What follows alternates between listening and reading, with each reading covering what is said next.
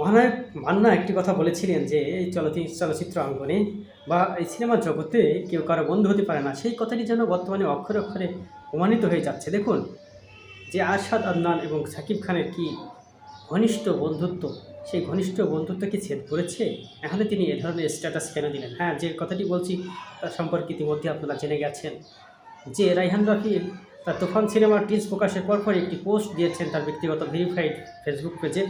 আর সেখানে তিনি লিখেছেন যে কিরে ভয় পাইছিস, কিরে ভয় পাইছিস, এই ডায়লগটা মূলত চঞ্চল চৌধুরীর। এটি তুফানের যে টিজ প্রকাশ করা হয়েছে সেখানে শেষের দিকে চঞ্চল চৌধুরী এই কথাটা বলেছেন, অর্থাৎ তার এতটুকু অংশই ডায়লগ ছিল এবং তাতেই বাজিমাত বলা চলে।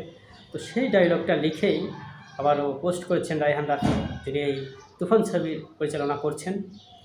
বিগ ধামাকার এই সিনেমাটি কুরবানি ঈদে মুক্তি পাবে। তো এখানে শেষ হয়ে যেতে পারতো বিষয়টি নিয়ে সবাই, বরং পজিটিভ বিষয়গুলোই সবাই প্রকাশ করতে পারতো।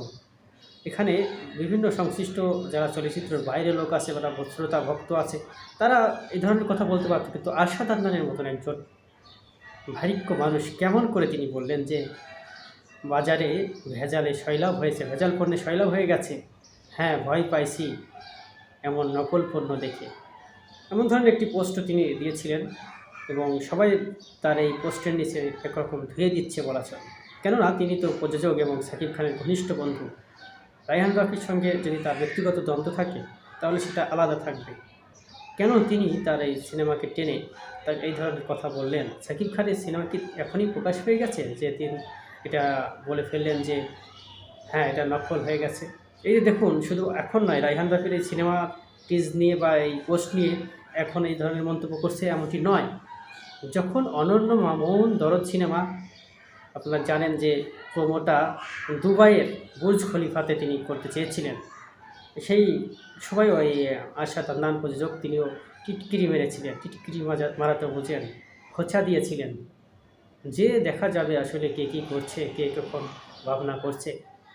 আমরা আগে বুর্জ খলিফায় রাজকুমারের টিজার মুক্তি দেব, কিন্তু আসলে কি সম্ভব হয়েছে?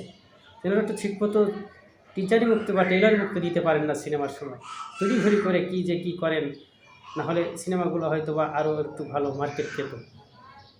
নিজেদের কাজই ঠিকমতো গোছাতে পারেন না, সেখানে রায়হান রাফির মতো একজন বলা চলে অন্যতম পারফেক্ট ডিরেক্টর বাংলাদেশের, যিনি বেশ কয়েকটি সিনেমা ভালো ভালো সিনেমা উপহার দিয়েছেন যেসব ছবিগুলো, তো সেখানে সেই রায়হান রাফির সাথে যদি ব্যক্তিগত দ্বন্দ্ব থাকে তো এখানে তার দিকে তীর ছুড়লে তীরটা কিন্তু সাকিব খানের দিকেই যায়, কারণ এখানে লিড রোল ভূমিকা পালন করছেন সাকিব খান। সেই সাকিব খানকে অপমান করা হলো না? বিষয়টি তেমনই হলো। তো সিনেমায় যে মহানায়ক মান্না বলেছিলেন যে এই অঙ্গনে কেউ কারো বন্ধু হতে পারেন না, সেটি অক্ষরে অক্ষরে মিলে গেল। তো হ্যাঁ, সেটা সত্যই।